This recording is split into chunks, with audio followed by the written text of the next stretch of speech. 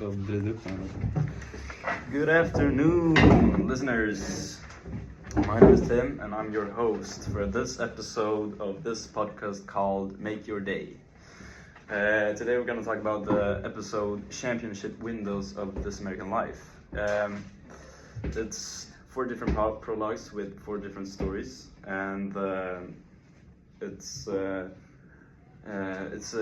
about taking your chance in life and finding your personal window for success, or change, like how you can change life with just small acts, or if something opens up and you could change it for good. So it's about personal growth, it's about sport, it's about emotions, and yeah, let's get into it.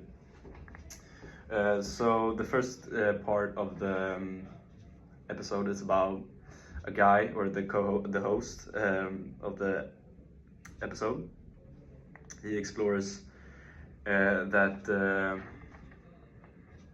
he's sitting in a cafe, drinking a beer with his friends, and he's there to support a match against a different local team, and he's rooting for Arsenal, his favorite team. So he sits there and he's talking to all these different people, and they're discussing the probability of if they're gonna win or not. And for them to win this, they are going home with a gold, and they haven't been doing quite good this last couple of years. So this is like the perfect moment to win the whole series, I guess. So if hello.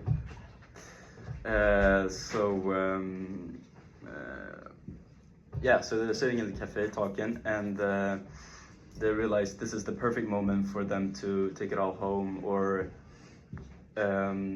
take it to the next level, I guess. And if they were to lose, they could not come back as strong next season, because they were trying to sell some players, and the team wasn't going to be as strong as they are right now. So it's their prime time. It's the time to shine.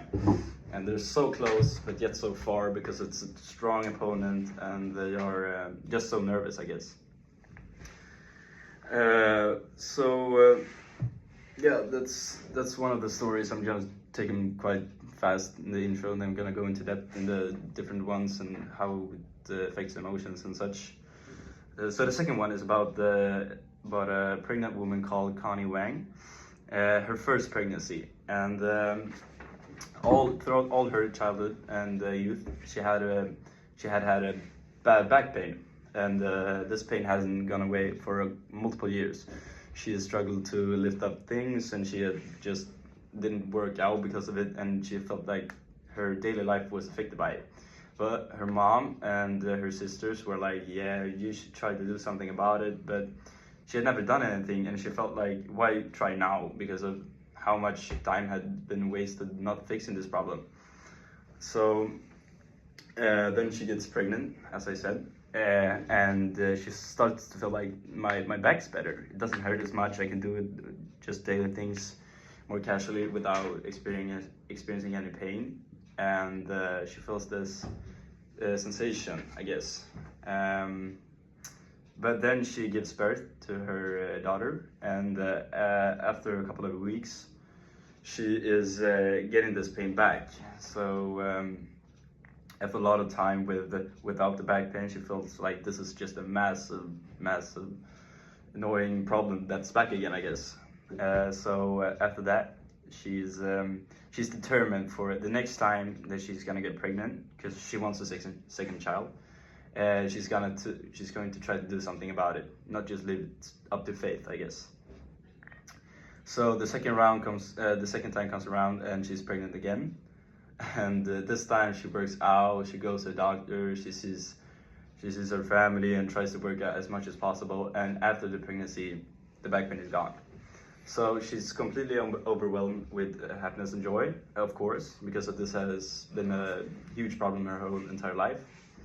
So yeah, this is just I feel like people in the daily life maybe take things for granted, I guess. If you were to look upon yourself and feel like, yeah, I might just if I could just change a little bit in my daily life, I could have a completely different outcome. Study for a couple of minutes more or an hour or so, and it could take you a long ways, I guess. So she changed her outlook on her back pain and her struggles, and she was a completely different person after all. So yeah. The third act was talked about two struggling college teams. I don't know, have you guys seen this on social media? I have, before this, I listened to this episode. It was two New York baseball teams that had been losing a bunch of games. They hadn't had a winning streak for 141 games in total, shared, if the teams were shared. One team had lost about 100 times in a row, and the other team had lost about 40. So it's a big match because one of the teams is gonna lose a winner. So yeah.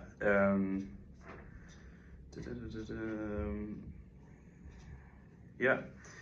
To break the chain of losses, I guess. So the match ends up being a win for the team that had 100 streak losing streak. And after that, they feel like they want to play more. One of their batters is out, and that's kind of in baseball, I guess. I don't know if you guys know baseball. It's quite challenging if a batter is out because of you what's it called? You circle between batters. So it's much difficult if you're one man down, I guess.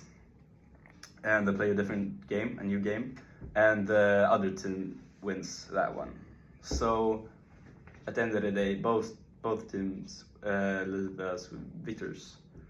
So for both of these teams, they had a window for success, and they both left winners. And for the fourth and final act, the host of the episode is bringing a friend on set to talk about his emotions. He hadn't cried his whole entire adult life, except for when he was a child.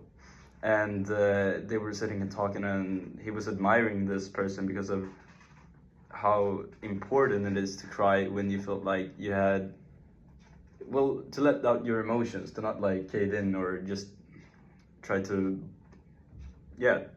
feel like you're being as normal as possible, I guess, expressing your feelings. And so they were sitting there, and the host has prepared a bunch of different videos, small videos of like cute things or like different small things that make them cry or like feel emotional or some sort. And he start watching them, and he feels like this is quite it's like much. It looks at a couple of them, and he feels like this is kind of getting to me. And for the first time in his adult life, he cries. And they were talking about it afterwards, and he was like, yeah, I think for the first time in my adult life, I accepted my emotions and just let them out. Not just boil them up or just push them down, just accept them. And it was quite beautiful, actually, because he was really feeling down a bit. Then he was back, and then afterwards he felt like, yeah, it's quite nice to cry. It's quite nice to get your emotions out there. So yeah, that's the episode, I guess. Talking about championship windows, as the title is, and how you in life often look upon different things as important or scary or even like too hard. So if you were to study for a test, you feel like, no, I don't want to do this, I give up. But it's important to take your chance in life, and in just those particular moments, it's just this opportunity you get once or twice in your life. As in the pregnancy, she got an opportunity twice. First time, she fooled around, she didn't take the advantage of the situation, but this time, she turned around and wanted to change her life for good. So, yeah, that's about it. I could start us up with some discussion points, I guess. Yeah. So in the Connie story, the pregnant woman, do you think she, as many other people, don't often recognize the opportunity or a championship window or a window for opportunity in life? Or do you think many people see that they have an opportunity and want to take it? I think for me personally, I usually like to seize the moment. Yeah. And grab the opportunity as soon as it presents itself. Yeah. But I think humanity as a whole, I think we're all pretty kind of lazy.